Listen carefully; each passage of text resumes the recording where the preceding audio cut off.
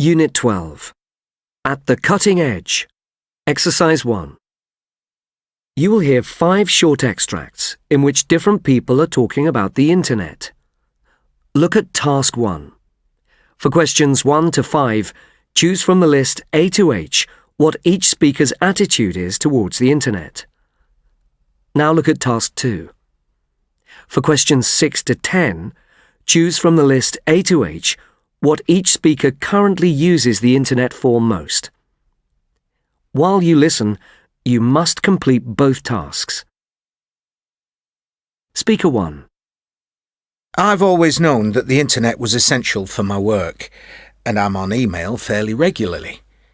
I'd say over the past year or two, though, I've become much more open to its many other uses, not least online shopping, which I'm totally addicted to. As I've got a bit more hands-on with the net, the last thing I've moved to is online banking. The fact is, I've always felt that if hackers can get into the top-secret military systems, they're not going to have much problem finding out my bank details.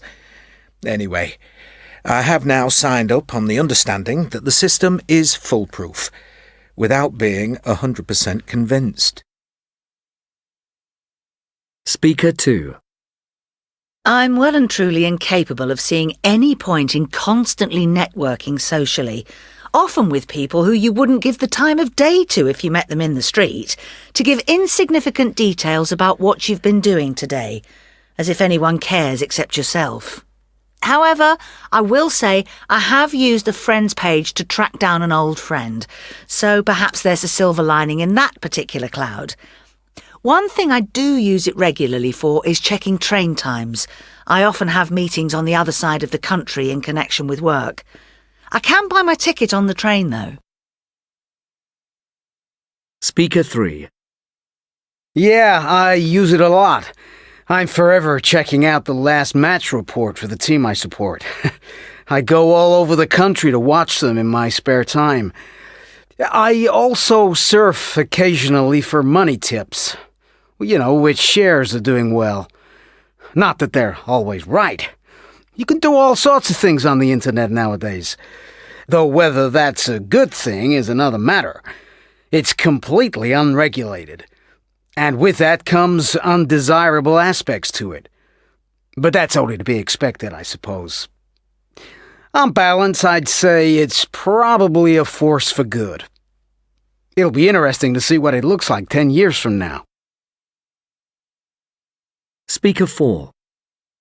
I think it's astounding the sheer amount of useful information you can now access at the push of a button.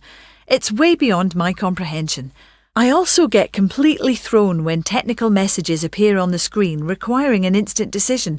I'm never in a position to make one.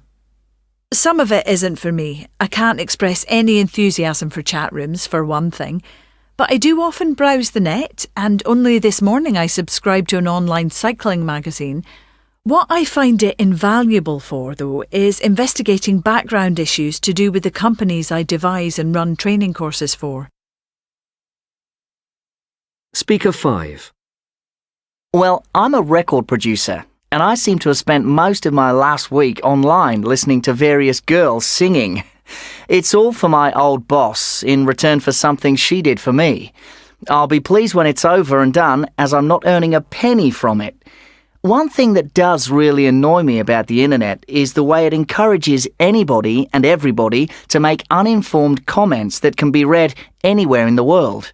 People give their opinions, often in bad English, or else seem to be experts, when in fact they've just copied something they've seen on a reputable site. There's no way of stopping this, but technically it's illegal. Now